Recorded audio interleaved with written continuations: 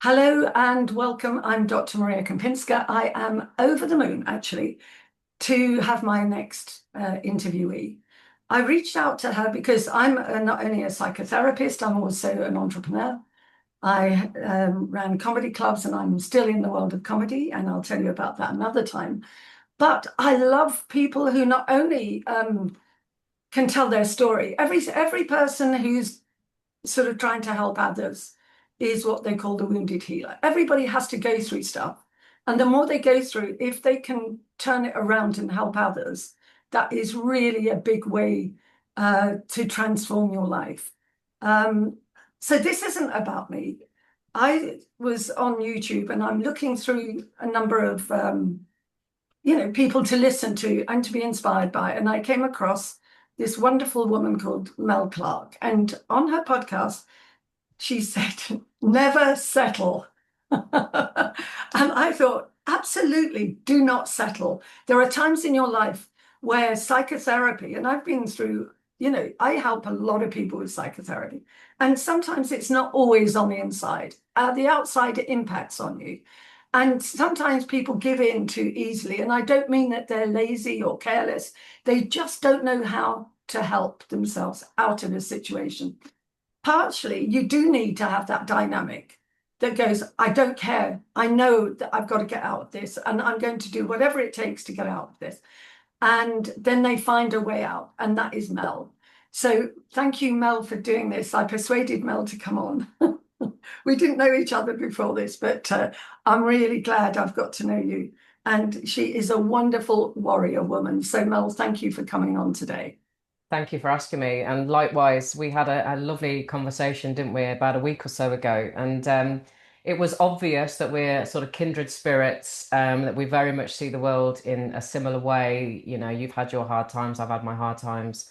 And but it's the never giving up and the never settling. And you're an epitome of that as well. So thank you for the invite. It's an absolute pleasure to be here. Oh, I'm delighted. And you've got a wonderful setting. So let's just, because everybody will look at your setting and say, wow, that looks amazing. So tell us about your setting. So this is actually called the Stonebury Lodge. It's in my garden. It started off just as a bit of a dumping ground, and then a few years ago I converted it. And it's been lots of things. It was my yoga place. You can see at the back there, there's a little bar area which is called the Not So So Bar, which my son named. It doesn't really get used as a bar anymore. It's been an Airbnb, but more recently, it has now become a frequency healing pod. So you can see just behind me there, one of the columns on Mm. the side. Um, so it's the Orinoco pod, and I've actually had Malcolm on my podcast, the Never Settle podcast, who developed this. He didn't create the technology, but it was actually so the frequency healing that pod gives off is the optimal health frequency. I'm not, technical or a scientist or anything else, but it was developed by a nuclear physicist Mm. who had been looking after obviously a nuclear plant, and part of that work was to keep the environment balanced. And through that work, he basically discovered this frequency healing and he made it open source so anybody can take that and do what they want with it. And Malcolm and his partner Kat developed the Orinoco pod, is what they call it.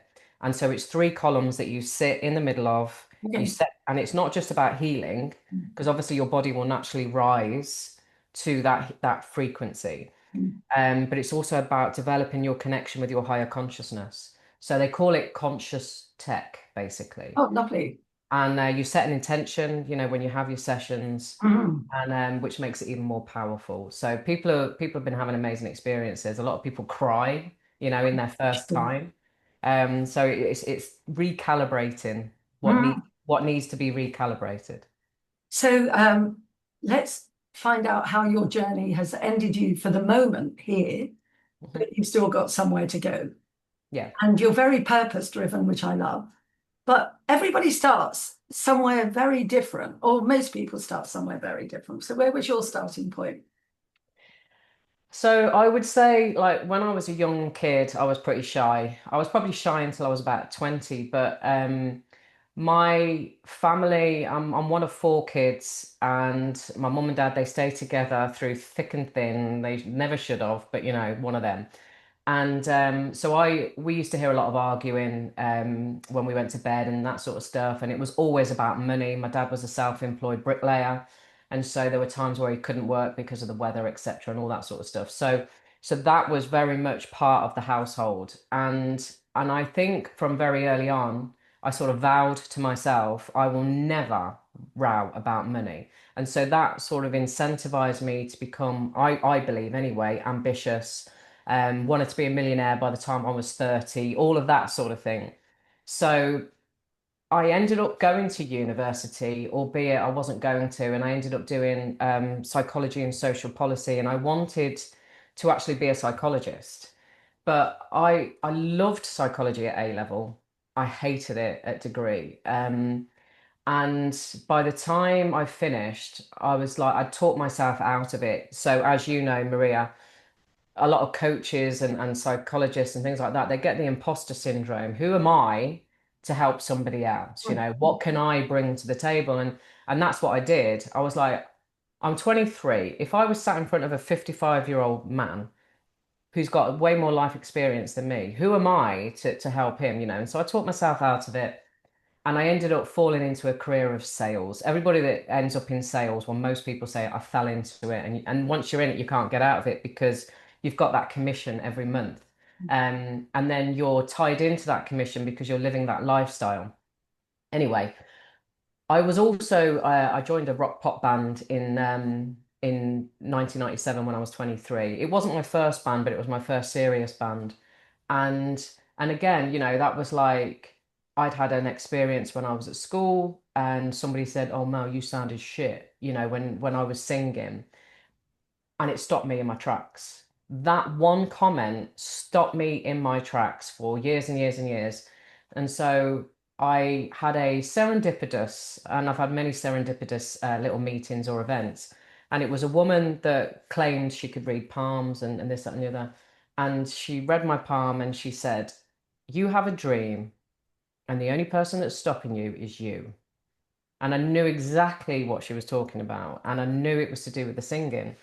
And so I basically started looking at the classifieds as it was back there in the back of the Daily Telegraph that we've got here.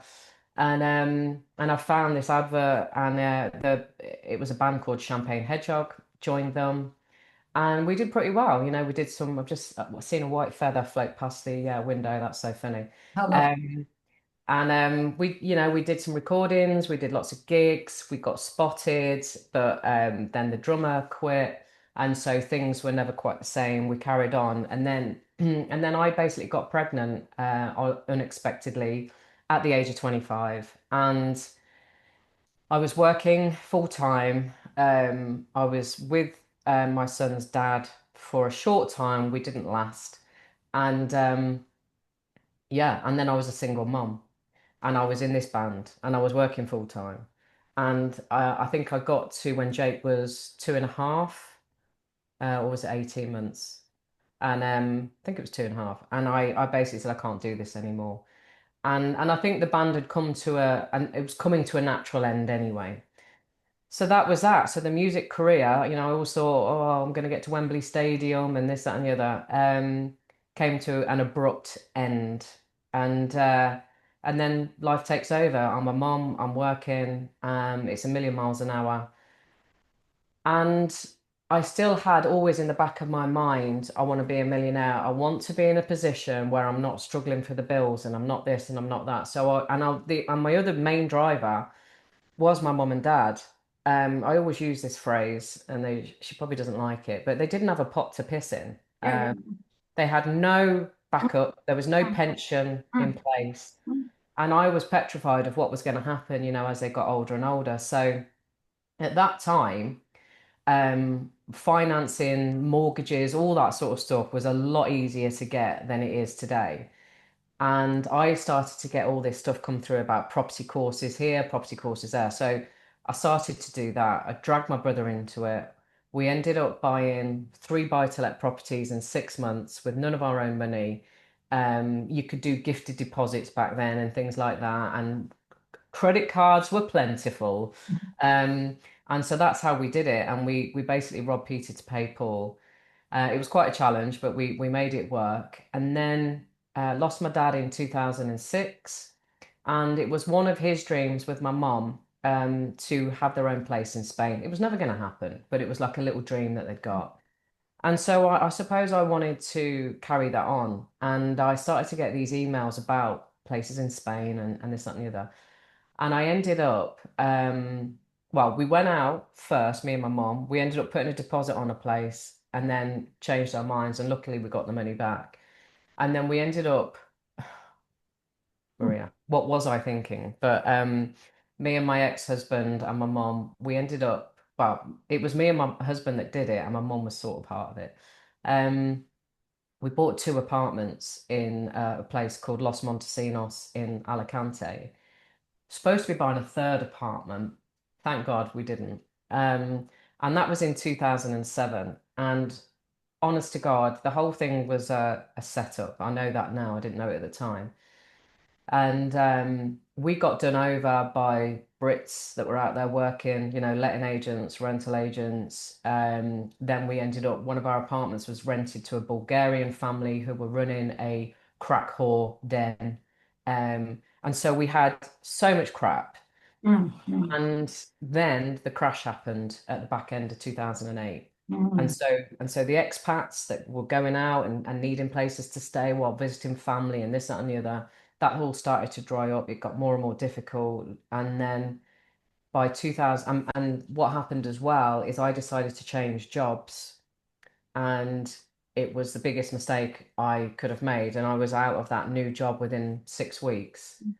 And then I was in a crash, and then trying to get something that matched what I needed to earn became impossible. And I was juggling a lot of debt. And so I basically ended up in a debt management program. I just had to sort of throw in the towel No. and said to my husband, do you mind if I go part-time and try and pursue something I'm passionate about?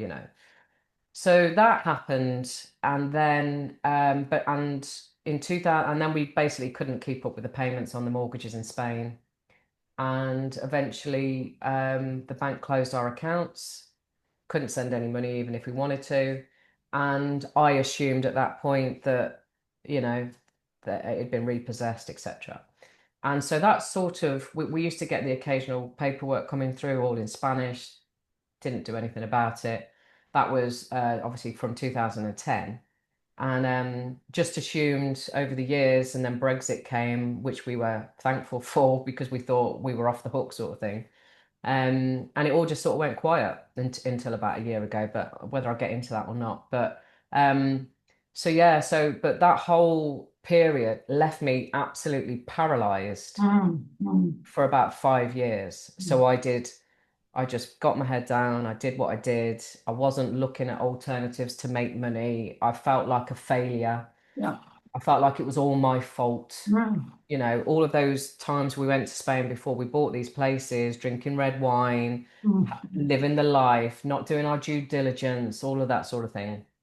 And I took it all on my shoulders. Yeah. Um, and then in in 2011, Mm, sorry, no. It was the same year. So it was November 2010. I got married the year before. yeah. And in 2010, I had been going to an acupuncturist. I told you this story before. How all of that came about was very serendipitous. Mm, And she just newly qualified. She was doing this promotion, and it was 5 sessions. So, and because at the time I'd got acne rosacea, which I still suffer with, I was looking for something to resolve that. And she was a great woman. And we finished our last session, and she said, "Right, Mel, um, I'm not interested in treating symptoms. I'm all about mind, body, spirit, the whole thing. mm, mm. A lot of people will cut and run at this point because they're not willing to go in with whatever it is they're repressing and all that sort of stuff. But if you want to carry on working with me, that's what I do." And so it was only a few seconds of me thinking about it, and I was like, Yeah, I'm good with that. And she said, okay, because I have to tell you, you are deeply unhappy. And I just sort of looked at her and I was like, no, I'm not. I've only been married a year. I'm very happy, thank you very much. And she said, I just have to say it as I see it. You are deeply, deeply unhappy. And I was like somebody just got a sledgehammer on my head, cracked me open, and these tears just came from nowhere.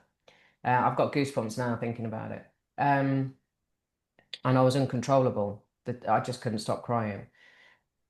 She had a another client coming in, and so she put me in another room and sort of had to leave me to it. And then the next 2 weeks were like a blur, really. I was like this whirling dervish of confusement and all this sort of stuff. And just to give you a bit of context, I fell in love with a guy when I was 20 years old, and it was a very up and down relationship, cat mouse, cat mouse, cat mouse. And I'd never got over that. He wasn't my husband. The man I married, I had a lot of love for, but I knew deep down it wasn't the same. And so when I was given that diagnosis, if you like, I sort of knew what it was about. But I'd been lying to myself for years. I'd created this mask. My life was good. It was happy. Me and John got on great. Most of the boxes were ticked. And I was denying myself, and I was denying him as well at the end of the day. And so yeah, that was, I always say that was the start of the rest of my life. It took me another 2 years of pain, anguish, guilt, responsibility, going round in circles in my mind. But then again, another serendipitous thing that happened on New Year's Eve 2012, and we were getting the house ready. We had a load of people coming for a party, and we sat down at about 5 o'clock to have a chill out. And the night before, we'd been drinking red wine and talking till about 3 o'clock in the morning. And he brought up my ex, which he often did because he knew about him, and me and John had actually split up in the early days, and I'd got back with my ex, so that was always there. And he said something that night, or he said something when we sat down for that chill out, which I knew was a lie, and it was about my ex. And I just knew that it was a lie, but he was prodding and pushing. He was trying to get something out of me. And I thought, right. And it was like, again, this chasm opened. You either walk through it with honesty or you close it back up and continue the lie. And I chose to walk through it with honesty, and I told him I didn't love him anymore. And obviously he was heartbroken. And all of the moments of dread of this moment, how it's going to be, the hurt you're going to create, all of the people that are going to be affected. It's not just us, it's our families, it's the Um, people that came to the wedding, it's my niece who's my goddaughter, it's all these things. And you all the time you're putting other people's feelings before your own. And that is what I'd been doing, and holding guilt and responsibility, firmly in my mind. It wasn't as bad as I expected it to be. Yes, he was heartbroken. By the way, the party continued. I, okay. I did say to him, "Shall we call it off?" And he said no. Um, and he was you could see he was not himself. And then I will say by 12 o'clock, somebody brought out the tequila, and then it was the best night we'd had in a long time. And I think it went on to about 5 o'clock in the morning or something. But yeah, and so that was a difficult time, and it took another 14 months for him to leave this Mm, house. Because this was my house anyway. I bought this house, and it was challenging. He was depressed, mm, and I was the cause of the depression, but he was also looking to me to help with the depression, and I was like, mm, I mm. can't do that. It doesn't work. Anyway. And so that was early 2014, and then basically, I had a blast. I just felt like this relief, this burden I've been carrying all these years.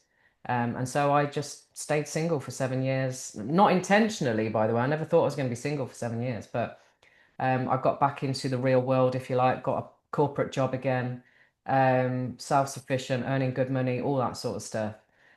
And but prior to that, I had started to dip back into the self-development world again and looking at property again and looking at all these different things.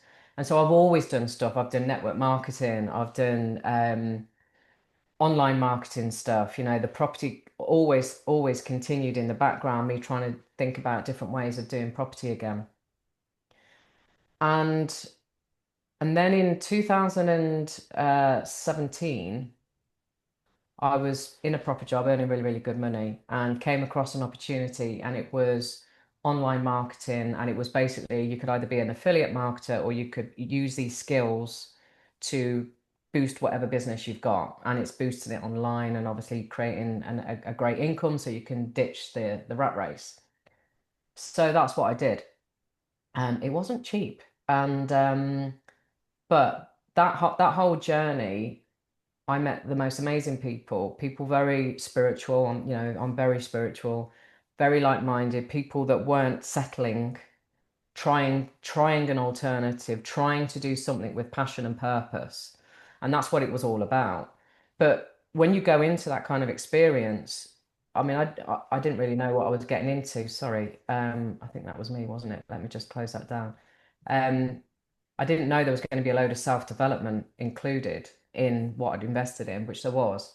But also it was breaking down these limiting self-beliefs. And leadership was a word that kept being used all the time. And I'm like, I'm not a leader. You see leaders as world politicians or head of corporations and this, that, and the other.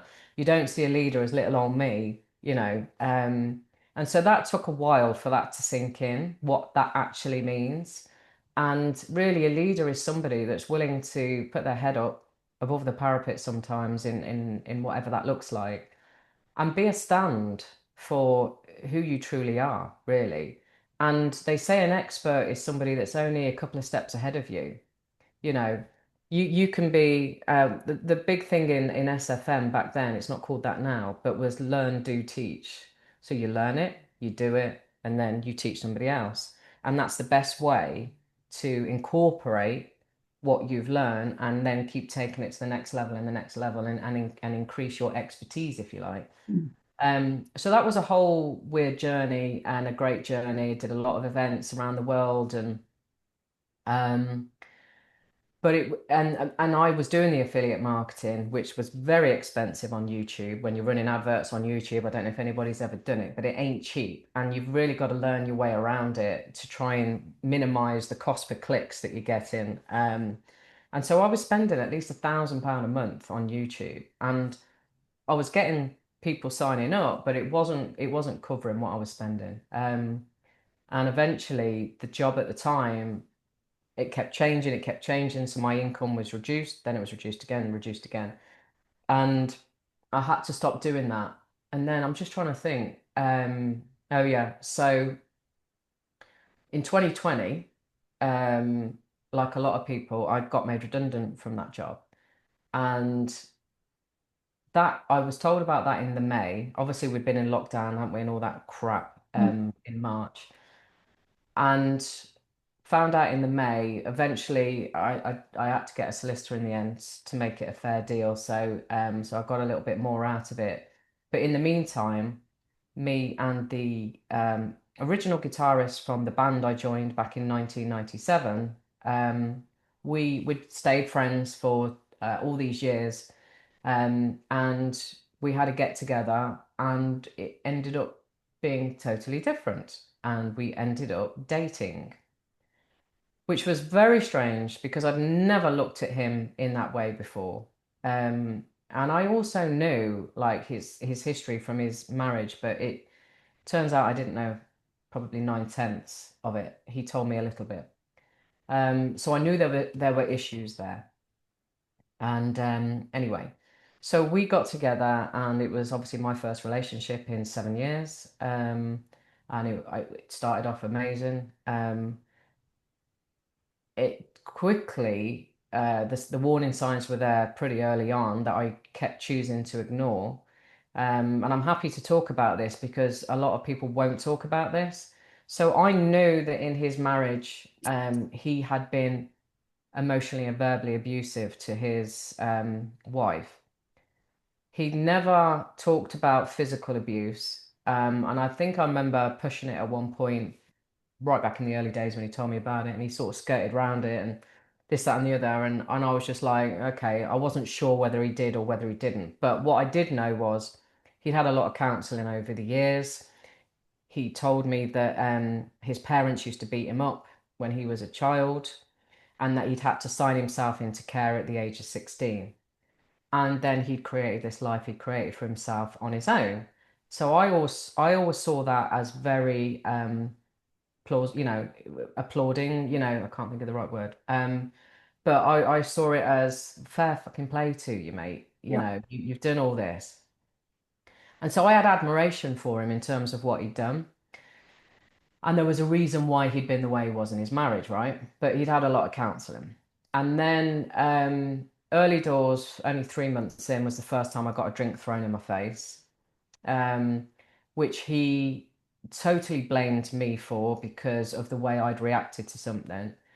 And what I didn't know then, but what I absolutely know now, is what a world-class actor narcissists are, how selective they are in how they remember things, how manipulative they are. Um, and he's also a psychopath that I now know. There is no remorse. Mm. Um, there is no compassion when things have gone the wrong way for them, sort of thing. Because I always saw him as this kind, person, and he was generous, and all that sort of stuff. So so I made allowances for that first time. It Can happened I ask you, again. Yeah, can I ask you what triggered that? Let's go into this a bit because people never go into the trigger points that starts the whole ball rolling or the unveiling, let's say. okay. You had the glossy, nice face. Everybody has a persona. That's what you fall for. They know how to do it.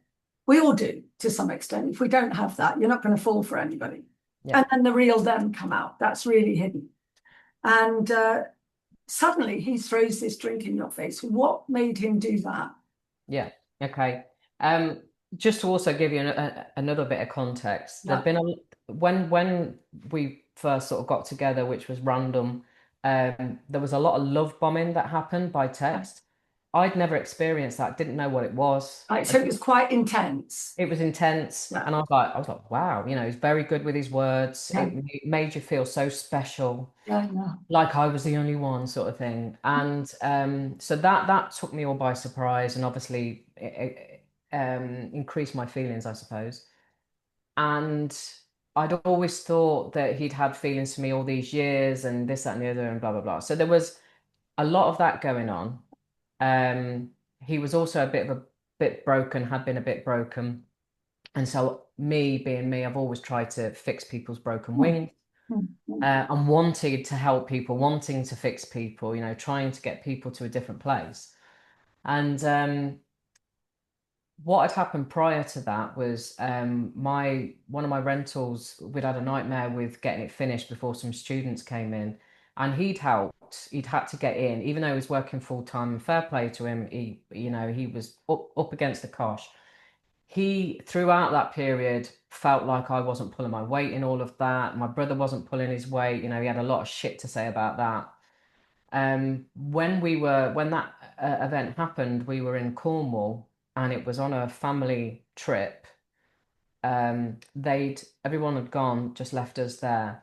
And prior to that, he dislocated his shoulder. We'd been on a weekend away. He dislocated his shoulder by falling off a bloody chair and was having issues with it, and he kept having physio, but it seemed to be getting worse and worse and worse. Anyway, he'd gone off to the loo, come back, and he said, Jesus Christ, I've had a right old episode with my shoulder. And so I said to him, Oh, Jesus, I said, Are you okay? He's like, No. And I said, Do you think the physio that you use, that you're going to, do you think she's making it worse? I said, Because it seems to be getting worse. mm, mm. And he says, He said, you think you're a fucking physio now, do you? I said, no, I'm just saying, not all physios are equal. Maybe she's giving you some wrong exercises to do or something. Well, that was it. He was just like calling me everything for I know better than the experts. Yeah, and I was like, I'm saying this because of care. I don't know. I'm just saying maybe this is a thing. Obviously, we'd had a bit to drink as well. And because he was being so belligerent and I just couldn't believe how he was attacking me for something that I was trying to help with.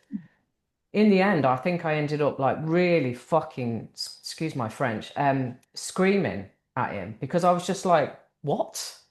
Anyway, we left the pub, carried on the argument. He certainly wasn't backing down. He certainly wouldn't listen to what I was trying to say. And in the end, he walked off, right? We were walking back to where we were staying. And so I just had some time on my own, got a bit upset.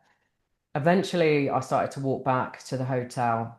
And as I was getting to the hotel, he was walking out. So he'd gone to the room, probably had some whiskey, come back out to see where I was, saw me. We got into the room. Clearly, he still wasn't apologizing or backing down. So I was not backing down and got into bed. And he'd got this glass of whiskey in his hand and he just threw it in my face. Um, I told him to get out of the bed. He said, piss off, you get out of the bed. And I think there was like a chaise longue in the room. So I think I got out and I slept on that. And then I remember the next morning we were traveling back that day. I was just in such a weird place and went down for breakfast with my mom and him. And she was like, "What's wrong with you?" I'm like, and he kept saying, he said, "Look, you can't be like this all the way home, blah blah blah." When we got home and we dropped my mom and everything off, we stood on my driveway, and he had the audacity to say, I'm not, you were screaming in my face last night. I was like, yeah, there was a reason for that. And he said, I'm not up for that. I'll be running for the hills if that happens again. And he did it in such a way to make me believe everything was my fault, right? And I'd fallen for him. I'd fallen headline and sinker. And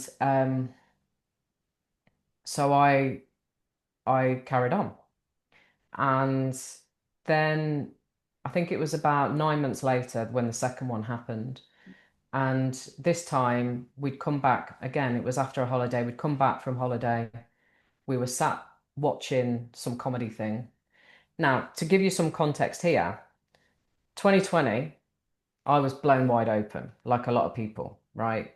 I was being sent videos about the elite, about paedophilia, all these different things, and going, what, what, what? And anyone that is resonating with that, you go down one rabbit hole, then another, then another, then another, and then you realize that our whole world is inverted, perverted, subverted. Everything we've been taught and told is a complete lie that we are actually still slaves, and all of these things. Now, he was not of that ilk. So it was creating tension between us anyway. And it was getting more and more difficult for me to watch anything on telly because I was like, he's an arsehole, she's an arsehole, this, that, and the other. And this particular night, I said something flippant about this comedian, which he took umbrage to. We ended up having a bit of a row. I took myself off upstairs and I went in the spare room. When he came up to bed and found I wasn't in his room, that was like rejection, right? So when he came in and said, "What are you doing?" And I said, "Well, I didn't want to carry on the argument." He says, and he was drunk, he'd been drinking whiskey or whatever. And I'd got a pint of water next to the bed, and he picked it up and threw it all over me. Um, and he was shouting, and his son was staying with us. And I kept saying to him, Bailey's here. Shush, Bailey's here. Keep your voice down. And eventually that got through to him and he went off and went to bed. And I basically waited about 10 minutes, got myself up and drove home. And then when he woke up in the morning, realized obviously I'd gone and this, that, and the other. He did apologize for that one. Um, it's all a bit of a blur now, but needless to say, we got over it and we carried on. And I would say in 20, so we started in 2020. I would say 2022, things were really nosediving. I was noticing his language towards me was just horrible. He kept using the C word. Mm. Um, then we went to Turkey. It was our first trip abroad because obviously everything had been in lockdown and all that crap. So we were dead excited to get on a plane and went to Turkey. The first half of the holiday was great. Never stopped laughing. But I was feeling sort of ill and feeling a bit weird while I was out there. And I was getting fed up of the all-inclusive as well. So it was this particular night, and I said, I'm not feeling great. I don't want to go down to dinner. Um, and I'd got a headache, I think. And he was a bit pissed off because he at that time was going through some stress and feeling a bit anxious and stuff, which he did suffer with. So, it was my fault that he had to go down on his own. Um, and when he came back up, I'd said to him, I said, look, I don't want to be boring. Do you want to go down? Because I knew there was a karaoke happening that night. And I was quite interested in going to the karaoke. And I said, are you sure you don't want to go to the bar? And he's like, I'm not bothered. I said, I just don't want it to be boring anyway. So we ended up going down. I ended up singing a song.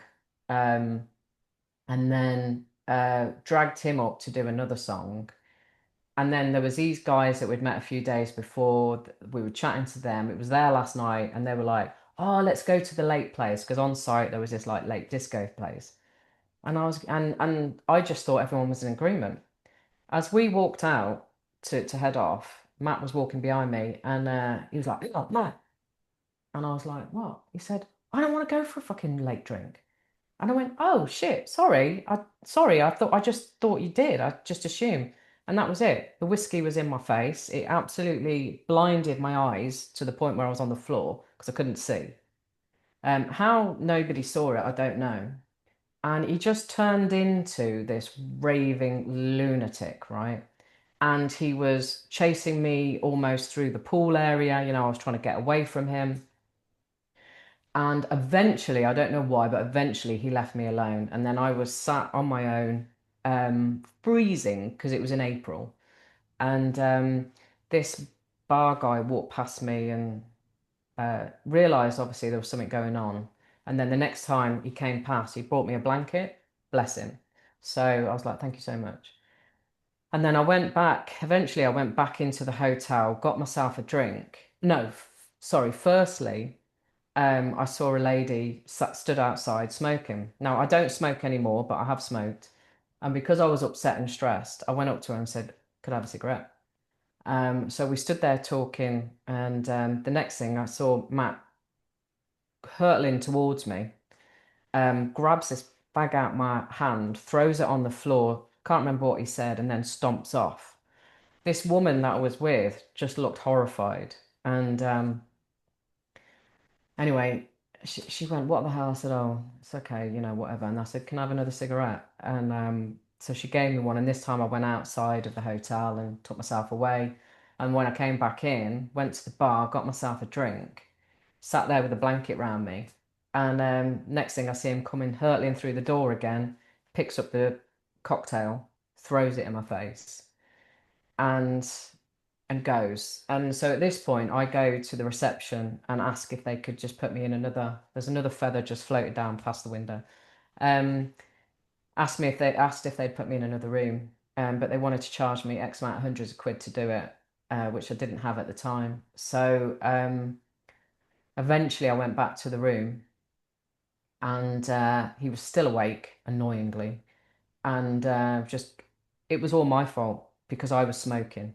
I've been lying to him. I've been lying to him all this time because I'm smoking. No, I had a cigarette because you made me very upset. And eventually I just went out onto the balcony until he chunted himself to sleep, basically. Mm. Um, and then the last half of the holiday was horrible, and I was just not in a good place. I didn't have the money to take myself out of there. And but somehow when we got home, somehow we still got over it. Mm. And but like I said, it was getting worse and worse. The verbal abuse was getting worse and worse. And then basically it was his 50th in the September that year, and I planned a weekend in York along with a few other things. And do you know what? As stupid as it sounds, I think I stayed in that relationship because it was his 50th coming up. Yeah, yeah, that makes sense. And I felt like, because he's got no real mates. He's got a couple of mates, but not, not people that he sees all the time. He's estranged from his family, hadn't spoken to his sister in 5 years. And I felt like if I ended it, then he's got no, and I just felt all of this again, responsibility. Anyway, long story short, went to York for the weekend, took our sons, first time the four of us had been anywhere together. And again, he'd been a bit abusive while we were there, which my son had seen. And then on the last night we were there, we'd been drinking, having a good time, but I knew I felt off as well. And my son and Matt's son stayed out longer. We went back to the flat that we were renting, and I'd fallen asleep in the taxi. And when this happens, I tend to not remember things, so you can sort of shake me awake and I'll go upstairs to bed, but I won't remember it. And that's what happened. And basically, he was stressing because we only had one set of keys, and what he was trying to get me to do was help him keep the door open so he could put the key on the car tire. So when the lads came back, they could get him. And of course, I was away with the fairies. And so the next thing I remember was basically my head whacking off the wall, um, and I fell to the floor, and then he punched me a couple of times. Um, and we were outside of the apartment, and I was slammed against somebody else's door. Whether anybody was in there, I'm not sure, but nobody came out anyway. And I remember I'd lost my shoe, and I was trying to get my shoe, and he wouldn't let me get my shoe, and then he wouldn't let me in the flat, and and all of this sort of stuff. And then the next thing I remember is waking up, hearing the lads come back. I was in the bedroom. Matt had obviously stayed in the lounge. And I remember looking down and seeing both my shoes there and thinking, oh, I've got my shoes. And then I must have slept again. And then when I woke up, he came in and out the room about 3 times. And then he basically got into the bed and said, I'm not fucking staying out there any longer. It's freezing. And I just turned my back on him. And and then he said, are you getting a shower? And I ignored him. And he asked me again. I said, are you fucking joking me? I said, you're a fucking despicable human being, and whatever else I said. And then he's trying to blame me again. It's my fault because I wouldn't help him.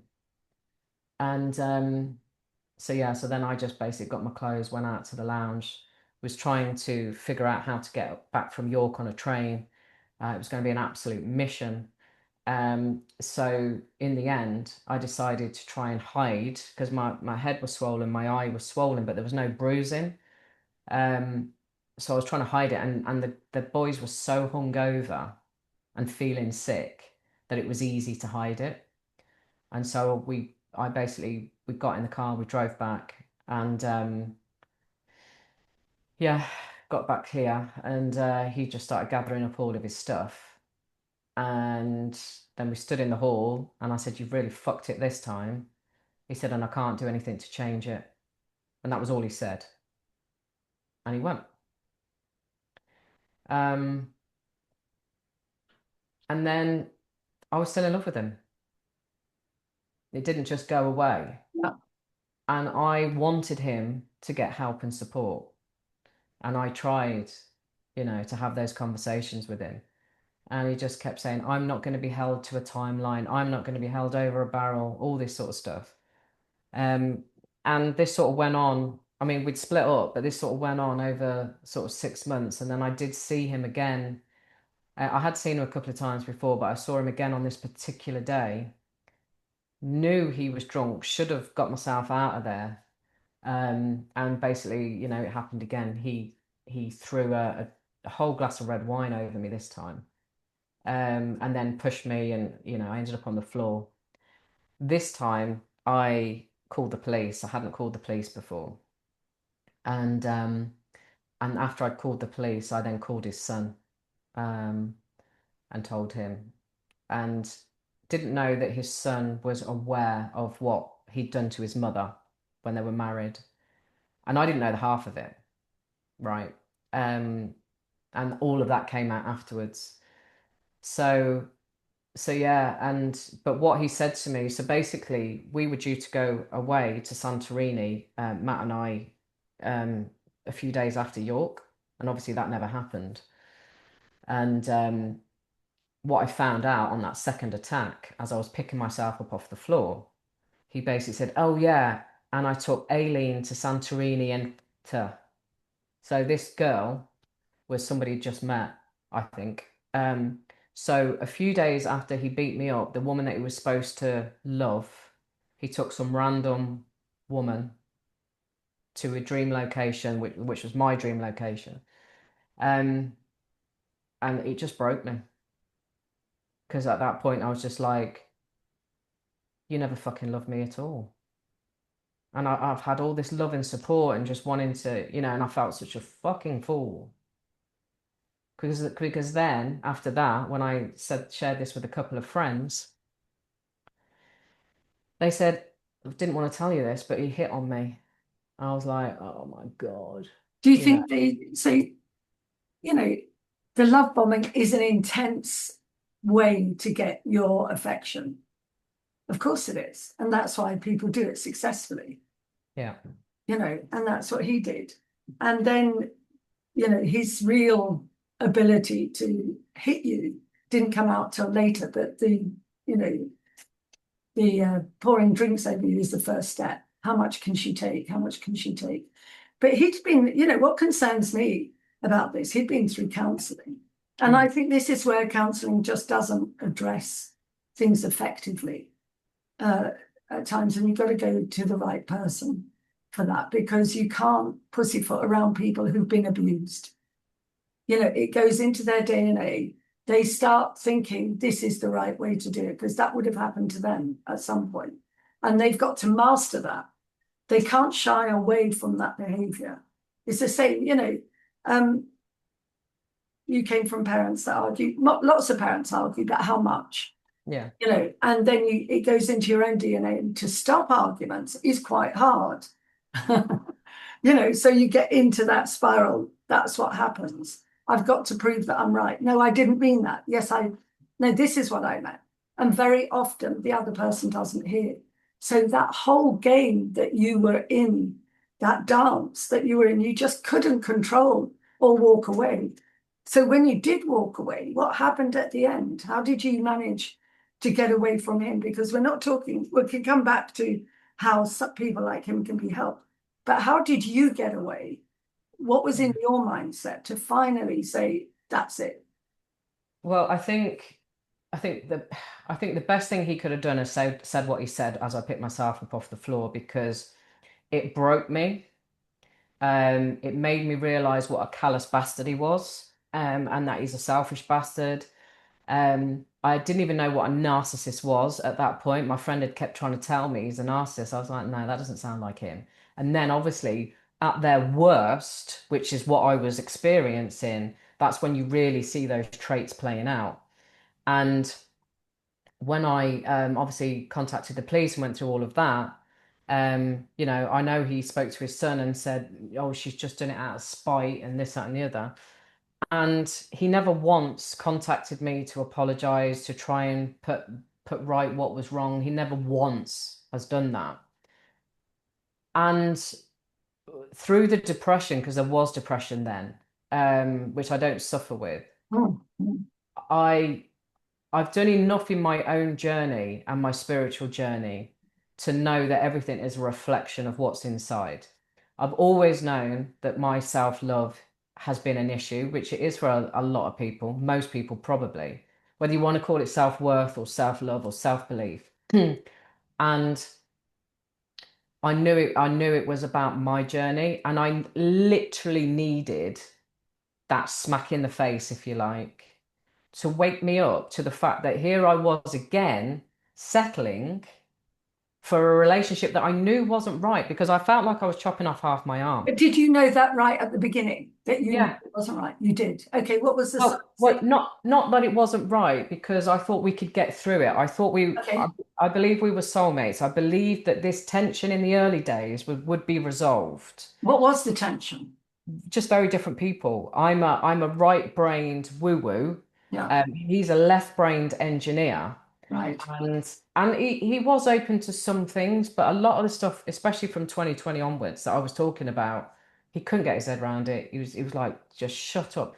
And he would say, you are like somebody standing on a street corner with a megaphone trying to get the word out to people, and people ain't listening to you, or you like if you were a Jehovah's Witness, I'd shut the door in your face.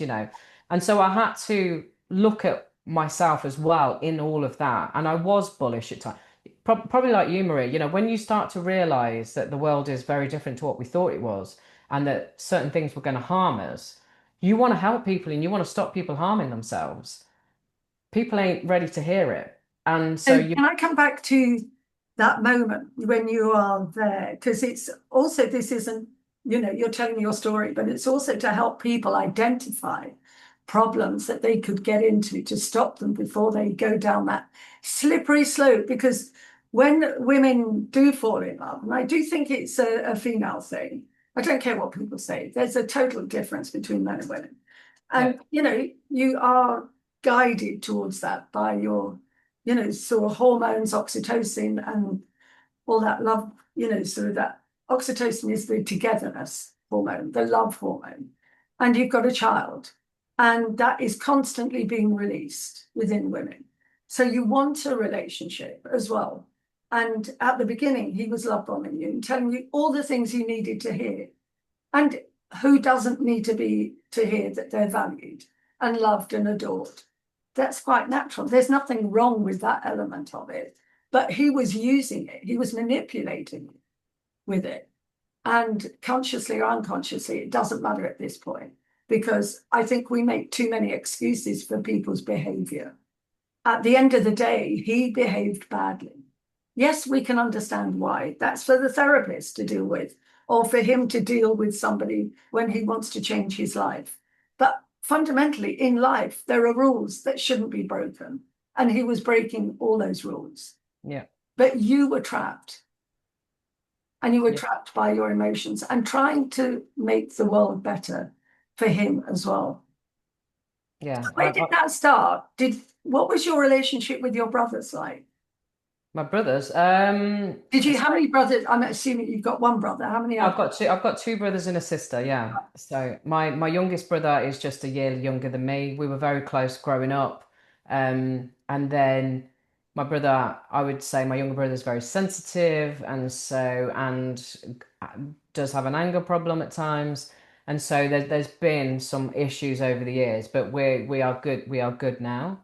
My older brother, 5 years older, we're good, but he's very reclusive. He's quite the introvert. I think he's on the autistic spectrum. But he's the one that I dragged into the property with me, and he basically just pretty lets me do what I want. And then if I ask him to do this, that, and the other, he'll go and do it. And there's no drama with my older brother at all. In terms of Matt, because we've been mates, and then he came to me after his marriage broke up back in 2005. He came to see me. 3 stone lighter. He was like skin and bone, right? And he basically sat and told me what I believed to be the full truth. Told me about what happened when he was a kid, all this stuff that I didn't know. And so I felt probably at that point, oh wow, he's trusted me with all of this information. He must really value me. He must really value my friendship. Um, and we weren't close. We wouldn't see each other like all the time. It would be sporadic, but we eventually we did a bit of music again together. We did some open mic So he nights. saw you were the lead. Yeah, so he saw you as a shining star that would get him out of where he was. I don't know, maybe. I mean, he did say when we were together. I've learned more from you than any of my other relationships. because you were the person that was going to guide him to a better place. And that's what I thought was going to Yeah. happen. Yes, but equally, what do you get from it? This is the whole problem. You can't just sacrifice yourself, No. for somebody else. And I'm not saying that you were deliberately doing it. We all have a need and we need to get that balance. But it got to the point where you were sacrificing yourself because of you felt that you could help him. Did you feel, right, I can turn this around for him. I can help him through this. Yeah. If anyone can do it, I can do it. Felt like he'd had feelings for me for many years and Yeah. all this, that, and the other, you know. But to go back to your original question, which was about how did I get myself out of it, Mm. it was I'm thankful for the people that were around me. I'm thankful for the self-development I'd already done up to that point, the spiritual development, how I see the world. I know that this is just not it. We are our higher consciousness and having a human experience. I knew all of that. And also I was working with some great coaches back then. I was actually working for them and part of their program. So there was an element of support in all of that as well. Um, and my friend who he'd hit on, she was just amazing. Like I was at her house having meals and drinks, and she just said, whatever you want to do, if you want to repeat yourself time and time again, just come round. It's fine. This, that, and the other. And she was really like my linchpin through that time. But ultimately, I knew that this was about my self-love. Yeah, because in our journey, in our human journey, so we're all very conscious of our spiritual awakening. All the religions tell you that, let's be clear. And whatever you choose to follow. But the reality is we come in with a spirit and we have a journey and we've got things to learn.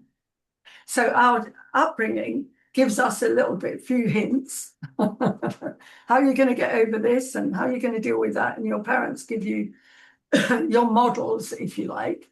And then you're let out into the world to fend for yourself, Yeah. and you've got to take on whatever the world gives you. Your adventure is yours and yours alone, and you've got to deal with that. And Yeah. it's hard for women because we're not given the template in the world that men are given. And it's such a new territory for a lot of women. And so off you go. And you've now got to encounter men that at one point they love you. And on the other hand, they find you threatening. Because if you are stronger than them, if you are the shining star, they want you to be the shining star, but equally they don't want you to shine more than them. Yeah. His type of man. Not all men are like this, because you've got somebody new now. And that makes a big difference. So you need a man in your life, especially if you're like you, who does want to shine. And that's absolutely right that you should shine if that is your nature. And that's your nature. You're a performer, you're a great performer. You do think differently and you do lead in a different way. And you need somebody that says, yeah, that's great. I love you for that. You go and do what you do, I do what I do. But he wasn't like that. So he needed you to be subservient to him. And that isn't good for any relationship. No. Unless that's your thing. Let's be clear. There are lots of women who are with the idol, the celebrity that support them, that stay at home. And, the celebrity goes off, and we're talking about men and women here. It goes off and she does the supporting role, which is wonderful. And that works for their relationship. But I think you were given the wrong terms right at the beginning. So if you see it as a business engagement, the contract was very different at the beginning to how it ended. He Yeah. was saying something very different to you at the beginning. Oh God, yeah. Oh yeah. And that's why I say he was a world-class actor, you know. Um, and it wasn't until I was out of it and I had my months of processing and crying and talking and all of that sort of stuff and going within and realizing, Mel, you're still not loving yourself. Mel, you settled again. You have a never settled podcast. Your whole ethos in your coaching is not settling in that relationship again, not settling in that career, and you've just done it again. So for me, it became obvious quite quickly that this was just another fundamental part of the journey because I still hadn't resolved what Learned, needed to be you resolved. didn't learn everything you need to learn. No. And if we look at life like that, the terrible things that happen to people, and I know you've had a lot of difficulties in your life that you've got to resolve more than a lot of other people. And it's what do I have to learn from this? If you use that as a learning process, what is it? Because we might have the same experience. Let's say we have to go to court, both of us, for similar things. I'll have something different to learn from this than you. And it's what do I specifically have to learn from this? And how much more do I have to keep learning until once you've learned everything, your mindset changes. Mm. And it's hard. And women aren't geared, actually, we're not taught in our upbringing. Our kids will be, young women will be, that, to go to court to deal in the legal world as well, the outside world is quite hard as well. And not to self-sacrifice all the time, or to sacrifice in the right area for your children or for somebody who cares, but not for everybody. The Christian view is to be the Samaritan, to sacrifice and to help others, but you can't do it to everybody. And it's to be conscious that other people just don't want to be helped. And they have to go through their dark journey. It's like women who fall in love with murderers that are clearly murderers because Yeah. they even own up to it. And women going, no, they're not. No, that's just not right. That's a little bit crazy if you're in denial. But it's what did you learn about yourself? And was that the last thing you had to learn before you found your new partner? Um, I don't think you ever stop learning, Maria. No, but on that level, on that On particular thing. on that level, yeah, because what happened next, I mean, the whole going through the police and everything, it all got dropped from a technicality from a mistake that a copper made. Mm, So he never got prosecuted, which or never went to court, which I was absolutely gutted about at the time. However, that came about at the end of 2023. right. And so I thought, well, at least I don't have to take this into 2024. Yeah. I can leave it there, sort of thing. And then because I was on this other journey of, I don't just do one thing at a time. I've never done it. I like to have, apparently, I like to have a lot of drama in my life. So 2020, which woke me up to a lot of things, including the fraudulent legal system and things like council tax and mortgages and things like that. So I started to challenge my council tax, basically saying I'm not happy where this money is being spent. And I ended up, long story short, I ended up challenging that for a few years before they ramped up their activities, if you like. And so in August last year, well, if I take you a few months prior to that, you asked me what I'd learned. Sorry, I haven't finished that question. I think once I was out of that relationship, got rid of the police thing, just decided, to get on with it, and realized that it was another lesson I had to learn, and basically, I suppose what it was I will never ever put myself in the firing line for anyone ever again. It made me realize how translucent my boundaries had been. Yeah. Um, it made me realize how much, and I hadn't realized this, how much I was putting others before myself still, at the detriment to myself. And why the hell am I doing that? Mm, Um, mm, and that saying charity begins at home, it's the same whether that's talking about money or whether that's talking about emotions. You have to fill yourself up first before, if you still want to help people, great, but you've got to be full before you do that. And I wasn't doing that. And also, I was clearly cutting off half my arm to suit in this relationship, which I was gutted that I was doing again. And I'd made so many excuses as to why I was doing that at the time. Well, he's a friend. I've known him for 23 years. He's had all this shit in his life. yeah, And but it's more to do with, you know, that element of trying to help somebody. yeah, That is the driving force for you because you're still helping people, but in a different way. yeah, It's not quite you totally invested in the relationship. It's a little bit more at a distance. You know what you're doing. There's a structure. and you can help them that way. But you don't have to go into a relationship to help somebody. Yeah, and also it makes you question why you're attracted to those certain people. Like I then realized, so the guy I fell in love with at the age of 20, who I had that for over 20 years, by the way, Mm. in the background, always in the background, always bubbling away in the background. Um, and when I'd come out of the relationship with Matt and done all of that, I ended up weirdly on holiday with that ex from the age of 20 and his mother.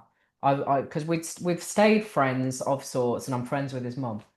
And they invited me out to have some sun. They were out there for a 40th, blah blah blah. And do you know what? It was like Turkey all over again. The first half of the holiday was fine. Then my ex, who was drinking a lot, like a lot, uh, blew up to his mum one night. Classic, coming out with all this stuff, telling me his mum's a narcissist, blah blah blah blah blah. I fell for it all. He needed somebody to talk to. I was there for him. And then I think it was that night. So we'd been out at the down the beach all day and having lunch and this, that, and the other. And then I think it was that night we were at the villa, at the other villa, and having a good time and having a few drinks, and he jumped out at me as I came out of the villa, just mucking around, and just as a reaction, I pretended to kick him in the balls. Mm. Well. And by the way, I didn't kick him in the balls, but according to him, I touched the location, but it was probably like a feather. Um, and I was just mucking around. Mm. He literally lost his shit, and he lost his shit in front of his whole family, and completely overreacted, and basically likening it to, he said, "You've suffered physical abuse. This is physical abuse." He just went off on one, Mm. right? So needless to say, the second half of that holiday wasn't that great, and I could not wait to get home. But what I realized Mm. after that experience was that he's a narcissist, right? I'd never even put that together. But when I sort of went through a load of things and how he behaves, and how it was always that push pull, and he admitted years ago that he did it on purpose because I broke his heart at one point, and that was it. He was intent then on just breaking mine, basically. Um, and then I thought, you can only know a narcissist when you are a narcissist. Like, I didn't even know what a narcissist was. He's calling his mother a narcissist. Well, how does he know that without, because you can only see in somebody what's in yourself, right? Or what you've experienced, yeah. Or what you've experienced. And so, yeah. And so I then started to have that epiphany, and I was like, right. So the two blokes I've fallen for, hook, line, and sinker, are fucking narcissists. What does that say about me? And then it's like, right, okay, so this journey, whatever I've signed up for it as the sole contract in this journey, and the learnings that I'm here to experience, and and break those cords. Um, and so when I met my current partner, Mick, he's very much in the world I'm in. He challenges everything. He's seen the bullshit and all that kind of stuff. And he was in a relationship. Well, let's be honest, he was married when we met, but he runs a group, that I joined, and so he would help me with the court stuff that I was going through at the time. And then, over time, obviously, um, realized there was a attraction there, and all that sort of stuff. But I'm not saying we had an affair or anything. We didn't. His marriage hadn't been in a great place for a few years. She was not on the same page. That created a lot of problems. They'd almost separated years before, but they stayed together for the kids. And so it was his journey as well at the same time. So the marriage ended, and me and Mick, and I had an issue with that, massive issue to begin with, because he'd been in a 20-year relationship with that woman. And in my coaching, I'm saying, you don't go from one relationship to another. You go and have some time to yourself. The classic find yourself, have some space, da, da, da, da, da. And so I was like this a lot. I was like, no, you need to be by yourself. The last thing you need is another relationship. So it wasn't great to begin with. I had all of this stuff going on in my head, feeling like I'm totally going against all my coaching that I would give to somebody else. My son had an issue with it. My mother had an issue. There was all this crap going on. And those are the two people closest to me. So I'm getting that resistance and not very nice, actually. Mm, mm, And at the same time, having my own shit, mm. thinking, Mal, why are you doing this? Why are you getting involved with somebody that's just come out, you know? And but he was persistent. And he's like nobody I've ever met before.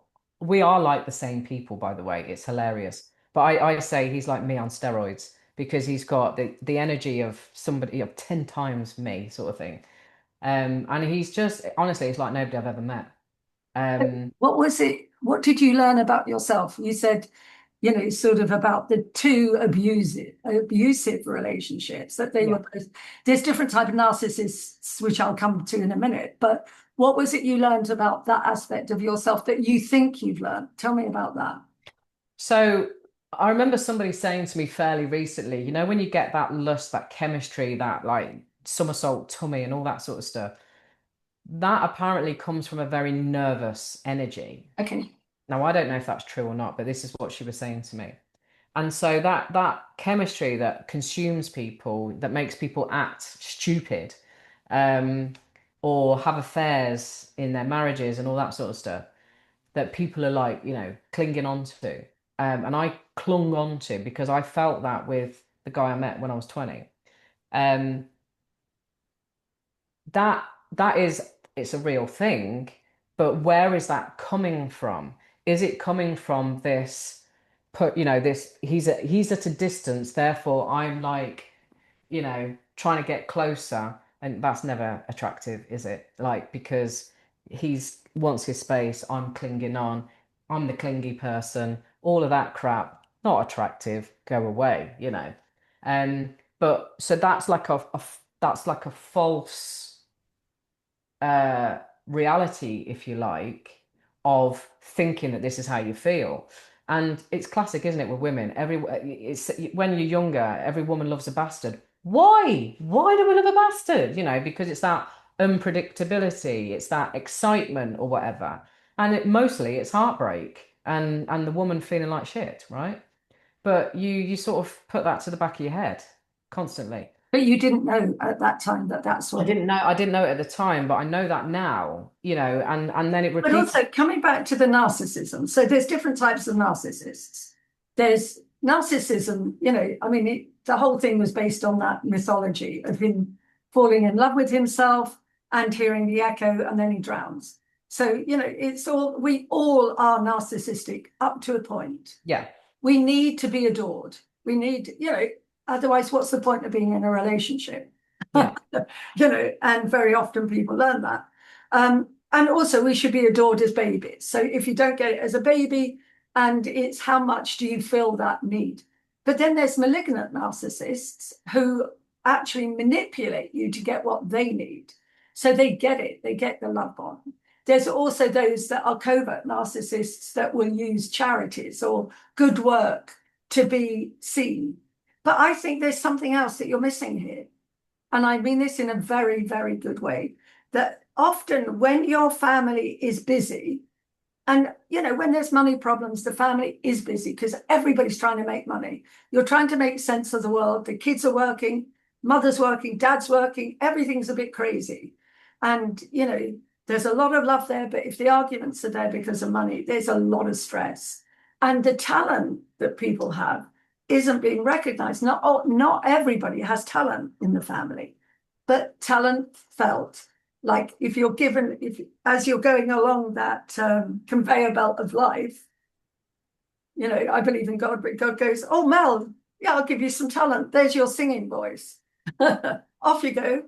There's something for you." And the next two go, three, four, five, six go along, and they get talent in different areas. And everybody has a talent, is finding out.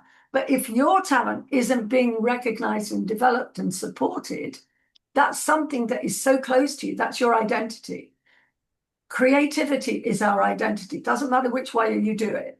And they would give you an opportunity to have that identity. So you now sing. I said you sound like Chrissy Hine from Pretenders. Mm. Great voice. You're clearly good at what you do. You need to be out there in the limelight. Some people just naturally need that, and that's what you need. And for the moment, you were given that. And that isn't a bad thing. Narcissism isn't a bad thing because we need to be identified for who we are. Not everybody wants to be in the limelight, but you can handle that. And I want you to understand that that's a good thing. And that I know lots of people who love being in the limelight. Some people want to be in the limelight. Some people can't bear, like your brother. You said he doesn't want to be there. Great, but he compliments you. Yeah. Work together very well.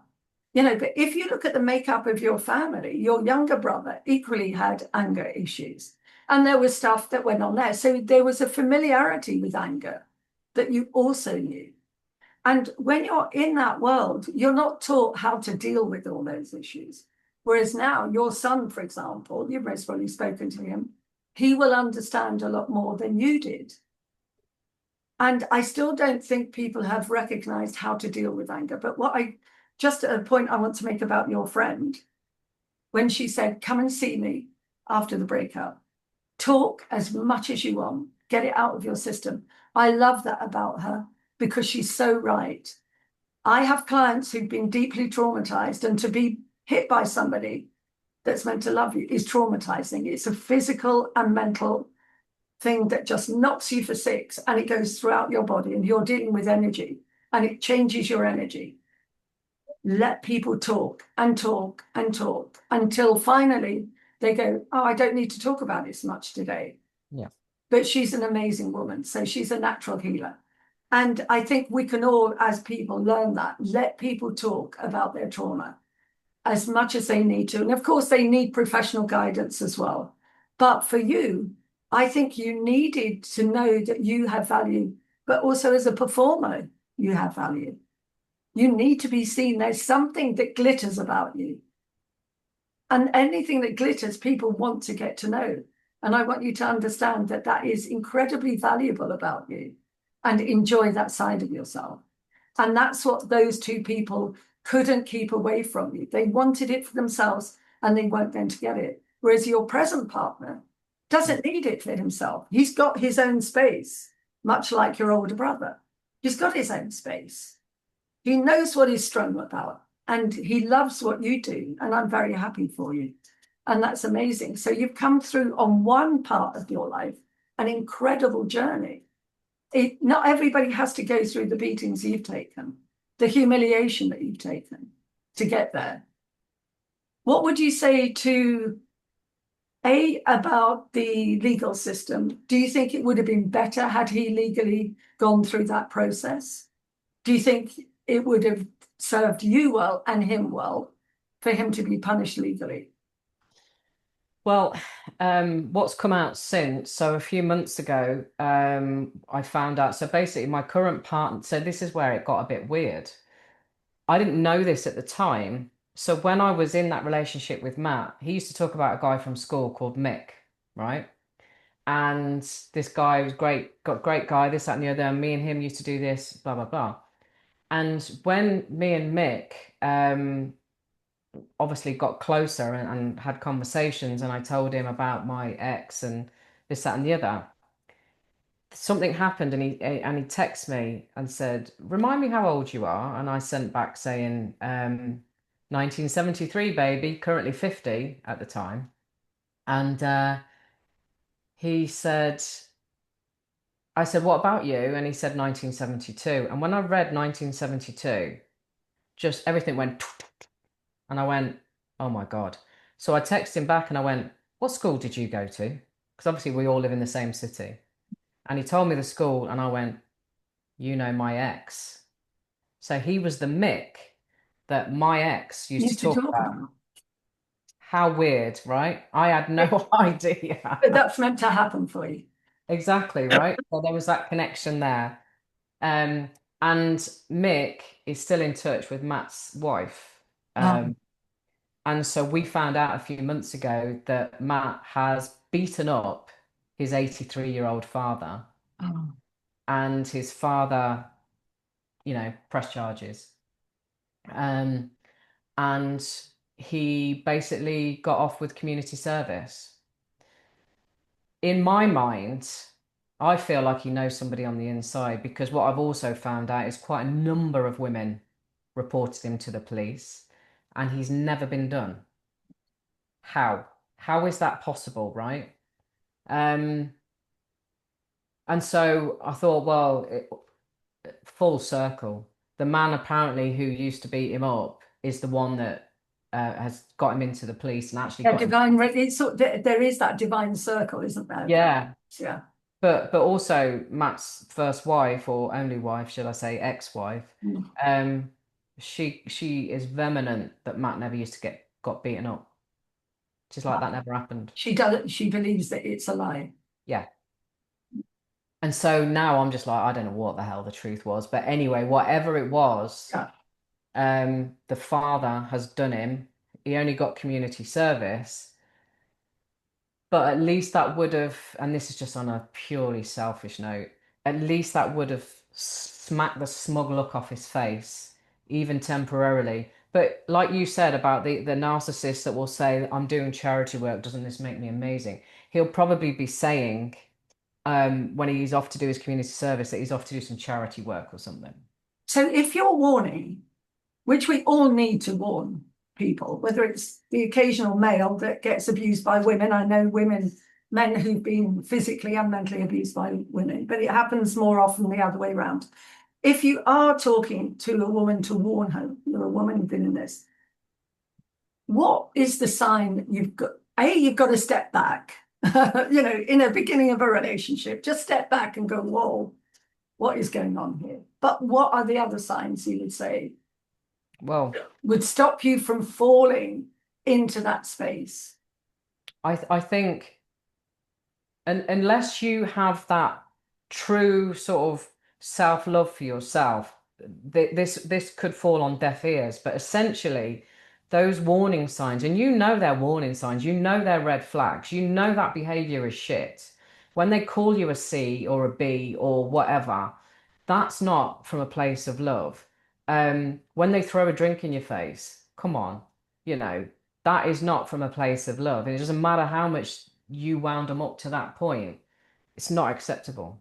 Um, I think it's so easy, especially when as a woman, like if there's ties to kids, if you're with that partner and you've got children together, that makes it even harder. I didn't have that situation, but I still stayed because of some misplaced responsibility and loyalty to that man I've known for 23, 24 years already, who I think's had a terrible life, tried his best to pull himself out of it, and all of that, and seeing the good in all of that.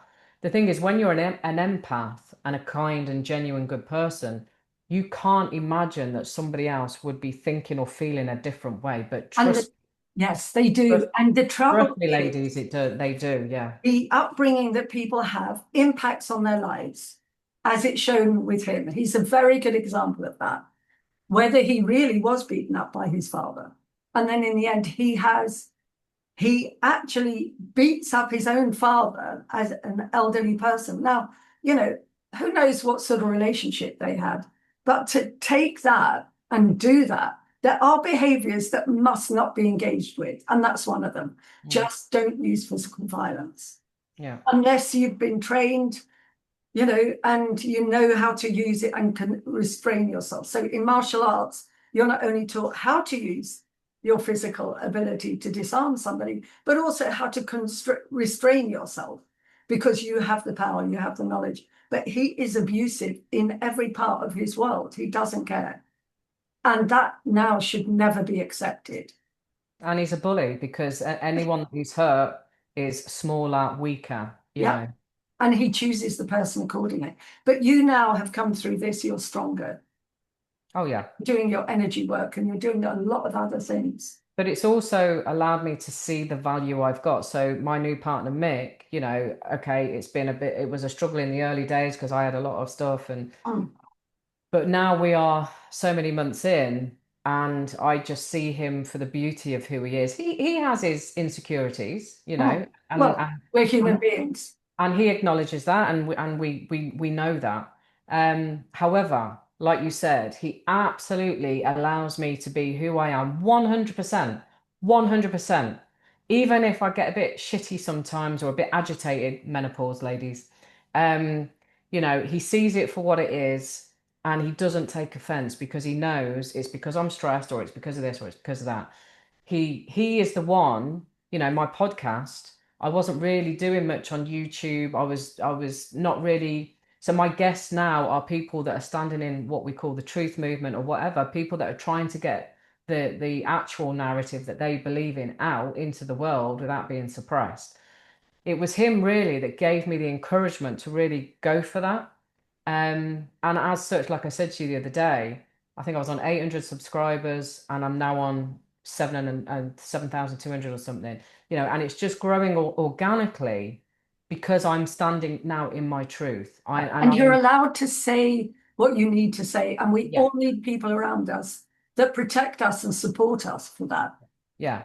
And And he's well not, done.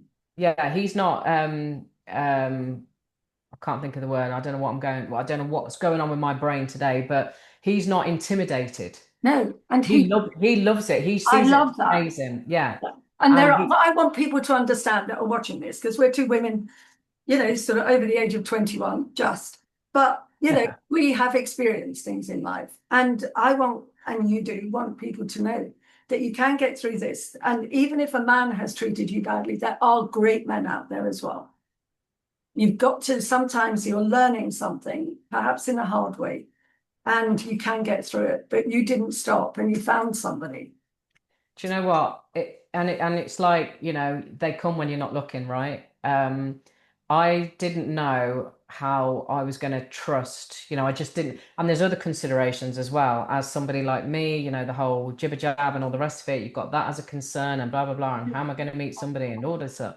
And and there he was running this sovereign group, and helping me with all my court stuff. So I knew exactly where he was at with things. And he is like me. He's convinced we're twin souls. We're so similar. He's adventurous. Spontaneous. Wants fun. All of these things that was a real drag really with Matt. And I was putting up with it for various different reasons. But and I think also what he's taught me and what I've learned about myself, and this is where I've had my awakening about the past two narcissistic relationships, realizing that was all built on bullshit, really. It's all built on bullshit and it's all built on my limiting self-belief and self-love. And so I've been able, for want of a bit corny phrase, open up more like a flower, right? And be more accepting that, okay, I am pretty amazing. I am pretty amazing, and why shouldn't I say that? And somebody's recognizing it in me, tells me every day. Um, and it was a bit much to begin with. I'm not gonna lie. I did struggle. I was just like, chill out. But the more I've got used to him and his personality and his infectious enthusiasm and his energy, the more I'm okay, this is cool. This is all right. Like this, and he's just beautiful and he's just so thoughtful, so kind, so helpful, literally treats me like a queen. What's not to love? I love that. And so, in your life's journey so far, your adventure, let's call it, which I like that term, you start off in one place. And our job when we come out of our parents' nest, if you like, is to recreate our lives. And that's what you're doing. Yeah. And you have to go through hardship. That's what the Greek mythology is about. It shows you that hardship happens, but no, mostly it happened to men at that time. Now it's happening to women as well. And your story is one of those mythological stories. And let's see where it takes you from now. So, but people can contact you as well about for your energy healing, can't they? Yeah. So, crikey, I'll have to give you the link actually Give because us the link and I'll put them onto that. yeah, because I've still not because I've been so busy with other things. I've still not put it on my actual main website, Okay. which is the melclarkcoaching.com. I've got my Reiki on there because I'm a Reiki practitioner, but So yeah, so I was building my coaching up and stuff, but really with what's happened over the last 18 months with the legal stuff, the court stuff, the challenging stuff, I found myself in a whole new world really. With the podcast and people reaching out for help in all of those sorts of areas. I don't know where it's going to go, but this feels like where my truth is. And obviously the frequency healing has come in, another serendipitous meeting. I experienced it myself with my son. We both had an amazing experience with our free sessions. My son's been struggling for 2 years with anxiety, panic attacks, and I'm not saying he's healed, he's not. Um, but in that initial session, it was the first time he'd been able to fully breathe into his lungs for 2 years. And he was just like, whoa. He's still got a way to go. He's got a lot of limiting self-beliefs to work through. But Um, sometimes you're limiting, you can't recognize your limiting self-beliefs until they occur. There's yeah, no prescript, there's no. no template. And you have to go through these terrible times sometimes to awaken that and find your boundaries, which is what you did. But your energy healing gives you that ability to balance your life, to balance your internal world, the energy world as well, and allow emotions to come out as well and settle you. And then what happens to you is having the right people around, which you do have, to help you to raise you up as well. Well, I can only assume, Maria, because I've been I was a big Abraham Hicks fan for many years, although I haven't seen, I don't know whether she's doing anything now, but um, it's all of that changing your frequency. So you are raising up so that you're then attracting different people, right? And I think through that journey of my depression and then bringing myself back out of it with the love and support of others enabled me to start putting myself first. My frequency started to rise. Although being in the court and the legal stuff is pretty dark at times, but at the same time, it still feels like a truth for me. And so, because I stepped into my authenticity even more so without worrying about what other people are going to say or think, and then being in a tribe of similar minded people, then you're affecting each other at that point, you know. And obviously, the thing with me and Mick, the attraction grew and grew, and because he is such a supportive and an amazing being, I can't fail but to keep at that level. And at that point, um, and knowing everything I've been through and all the help I've given people and tried to give people, I think I just got to a point where I was just like, it's my fucking time. Why shouldn't I be Absolutely. having this, right? Absolutely. So, Mel Clark, I'm so glad you never settle. And we'll speak again. I know we will. Definitely. And for the moment, this will be the end of our very first discussion. There's so much more to say, but we'll do this again. Thanks, Mel, so much.